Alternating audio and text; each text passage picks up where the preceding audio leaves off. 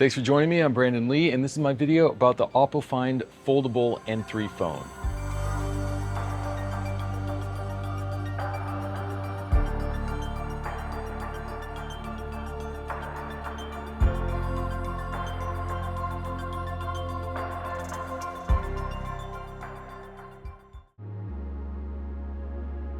All right, before I go running around with this phone, I first want to talk about some of the key features that make it different from other phones. The first, most obviously, is the design. It is a foldable, which means that you can fold it out and you have a large display here, and you also have another display on the front there. There's actually a lot of creative ways that you can use this foldable design when you're shooting your photos. For instance, let's say you like to shoot from the hip.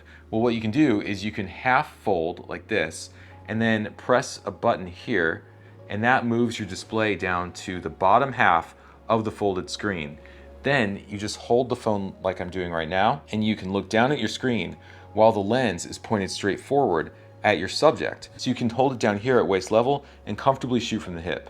This mode is also useful if you're doing a high angle shot because you don't have to look all the way up like that at the screen. You can just look forward while the lens points straight up.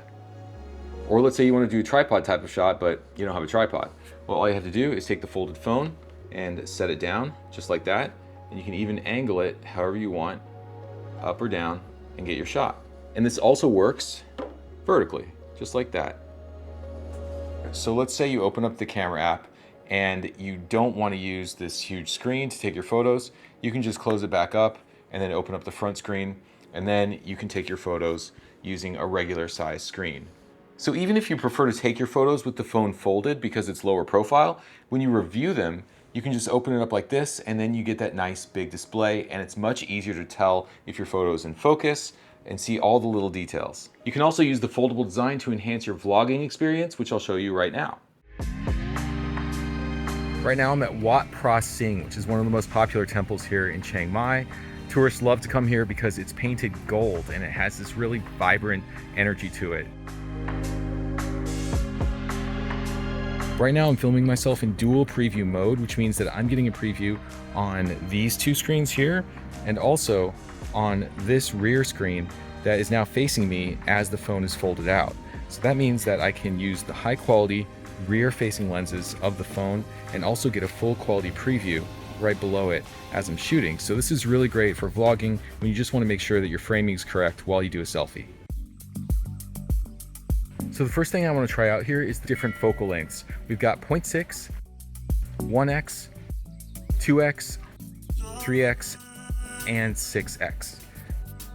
The main highlights here are the 48 megapixel wide camera and the 64 megapixel 3x camera, which you can then also use as a 6x lossless camera because it's so high megapixel. The Pro mode allows you to shoot RAW photos in two flavors. You have RAW and RAW Plus, which is even higher quality, but it takes a little bit longer to take each photo.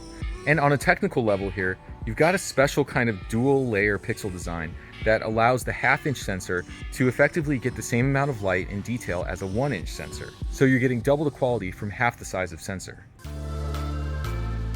The next thing I'm going to try out here is the portrait mode. So this phone has a special portrait mode that's supposed to emulate some Hasselblad lenses. So it's supposed to have a certain look to it that has more character than a standard portrait mode on other phones. So you're not just getting a general bokeh, you're actually getting a specific look.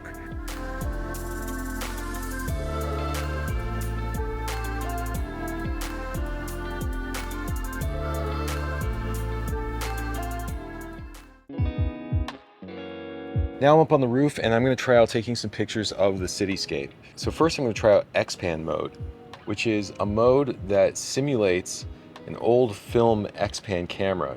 And you've got two lenses that you can choose from. You've got your 17mm lens and your 25mm lens. So let's go ahead and take a picture with the 17. It simulates the film development. Let's try the 25.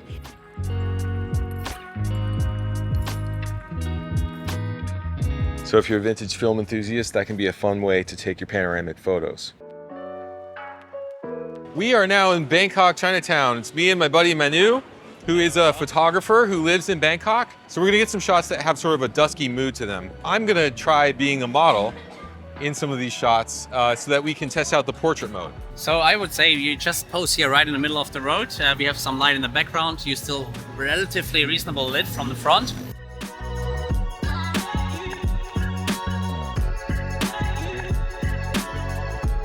So right now is the perfect moment of blue hour. The balance of the artificial lights and the fading light of the sun is just right, and this is only going to last for a few minutes.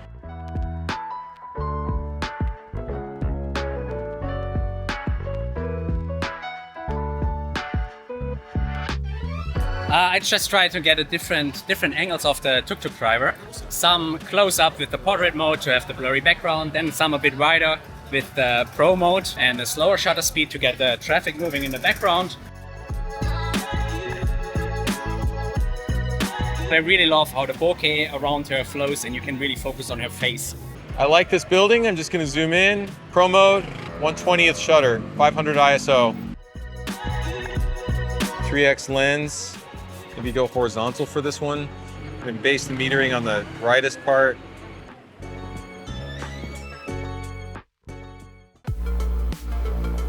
So we've been joined here by a couple more friends. This is Fars and Ting. Say hi. Hello. You're gonna be a photographer tonight, yeah? That's me. You will be our model. Yes. Maybe if you can come in here and just stare at the neon light, just straight head on.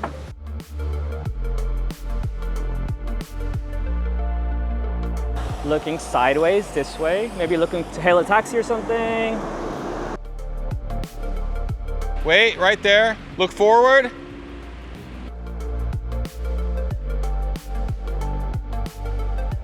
Yeah, oh, it's great. Give me sort of a mysterious look up. So all around Ting, there's really bright lights and also really dark shadows there. So I just wanted to see how that would come out when I was shooting raw. I just saw like the reflections of the lights here on the street as the rain was falling. And I thought this might make a good photo. Making sure the exposure is set for the highlights so that it doesn't blow out. Let's try the 3x lens here. Okay, wait, look.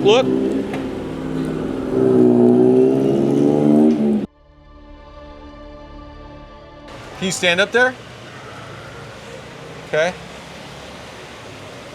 So I like how the depth of field came out here, but I think there's a little bit too much shallow depth of field. It kind of makes her stick out too much from the background.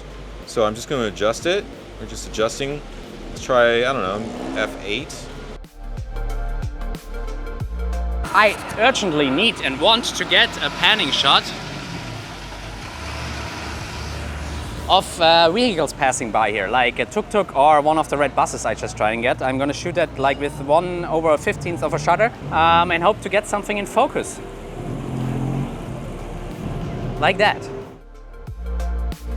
The best results you get when the object is right away parallel to the lens, and then you just need to try and match the speed as close as possible so the background is nice and blurry and your subject is sharp as it can be.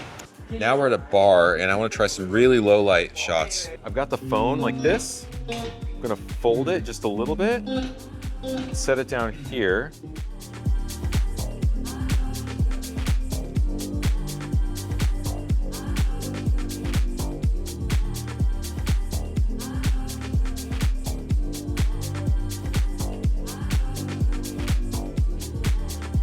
Here we are on the roof.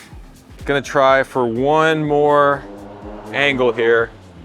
We wanted to have that neon sign in the background, but they turned it off because we got here too late. So instead, I'm just gonna get some shots of her looking out. Can you look into the light?